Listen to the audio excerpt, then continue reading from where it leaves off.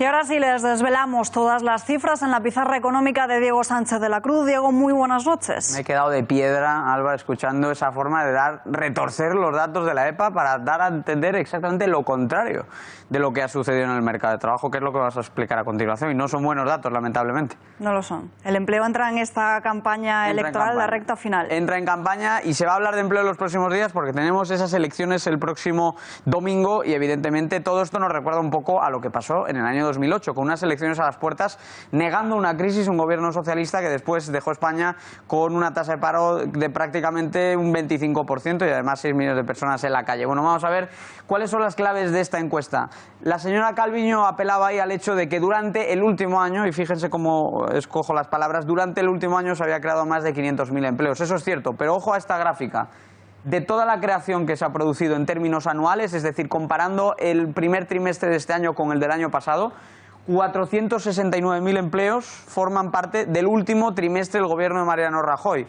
Solo 127.000 forman parte de los 3 trimestres de ese último año en los que ha gobernado Pedro Sánchez. Por lo tanto, salvo que Nadia Calviño esté haciendo ahora campaña por el Partido Popular, no entiendo muy bien qué pretendía trasladar la ministra de Economía. Bajan además los niveles de ocupación y bajan en 93.400 personas. Estamos ahora mismo en 19,47 millones de ocupados. Por lo tanto, el paro ha subido, la ocupación ha bajado en 93.400 personas. No hay manera de defender lo que estaba diciendo Nadia Calviño con las cifras oficiales del Instituto Nacional de Estadística de la encuesta de población activa encima de la mesa. Pero para entenderlo mejor, ¿qué es lo que ha pasado con el empleo? Porque decíamos que si se toman las cifras anuales aún hay cierta creación de empleo, pero es que si vemos la tendencia, esto es lo que más nos tiene que preocupar. Este es el gráfico que ustedes tienen que llevar grabado a fuego este domingo cuando vayan a depositar la papeleta, porque ojo, segundo trimestre de 2018, 469.900 nuevos empleos, pero tercer trimestre 183.900, se desploma la creación de empleo,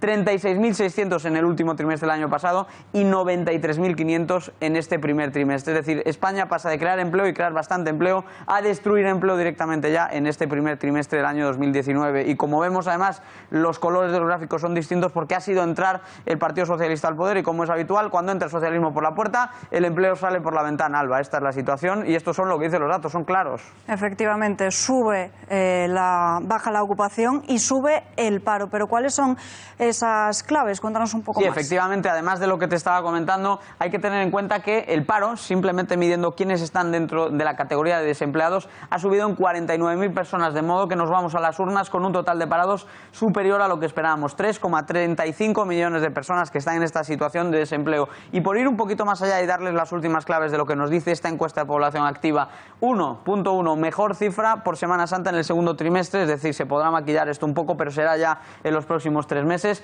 2, empleo privado baja en 96.000 personas, empleo público aumenta en 2.600. Volvemos a lo mismo, las empresas, el mundo productivo destruyendo empleo y el sector público intentando maquillar esos datos con nuevos colocados y nuevos contratados en las administraciones. Y por último, la mayor subida en un trimestre desde el año 2013. Por eso te decía, Alba, que es increíble que la ministra de Economía esté trasladando este tipo de ideas, porque hablamos del peor dato en 6 años y lejos de estar preocupada parece que está muy contenta la ministra. Esto nos recuerda mucho, insisto, a 2008, cuando negaban una crisis, y es que ahora mismo ya no es negarlo, no, es que está en crisis el empleo porque está destruyéndose puestos de trabajo por los 550 de media al día durante el último trimestre. 550 personas han perdido su trabajo entre el 1 de enero y el 31 de marzo, de media cada día.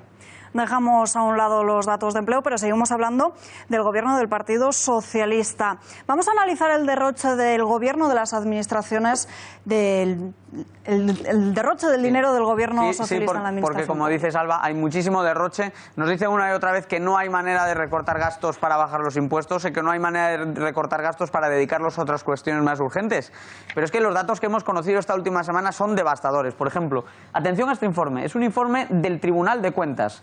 Hay 1.000 millones de euros, 1.000 millones de euros, 1.000 millones de euros, no 1.000 millones de pesetas, 1.000 millones de euros en contratos opacos negociados por el gobierno de Castilla-La Mancha que dirige el socialista Emiliano García Paje. 1.000 millones de euros. Yo no sé, Alba, si alguna vez se te han escapado 1.000 millones de euros del bolsillo así como si nada. Una cosa es perder una monedita, un billete. Estos son 1.000 millones de euros que se han ido a contratos que están sin fiscalizar, sin justificar, sin demostrar la necesidad de contratación, sin concurrencia. Es decir, contratación totalmente opaca de la Junta de Castilla-La Mancha, insisto, por 1.000 millones de euros durante el último año que ha analizado el Tribunal de Cuentas.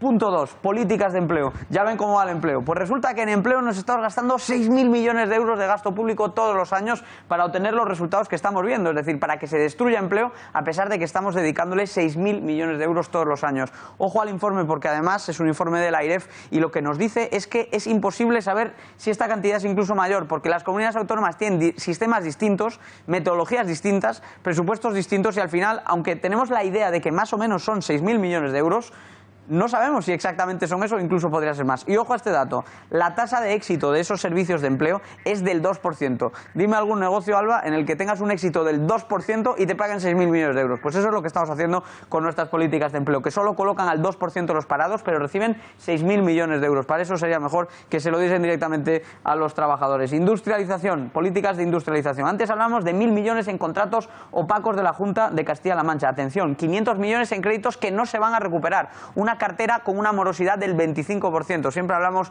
de cuánto puede ser la morosidad de la banca y de lo que esto supone, ¿no?, en términos de solvencia, pero es que la administración ha estado prestando dinero a empresas del sector industrial y hay 500 millones de euros que están pillados en créditos que no se van a recuperar. Por lo tanto, cada vez que nos digan que el sector tiene que intervenir para dar préstamos, para eso de la banca pública que defiende Pablo Iglesias, todo esto, 500 millones de euros en créditos que no vamos a recuperar. Dinero a fondo perdido en esas llamadas políticas de industrialización. Y por cierto, hemos conocido recientemente que el déficit final de España en 2018 fueron 30.000 millones. 30.000 millones es también lo que nos gastamos todos los años en subvenciones y en gasto asimilado.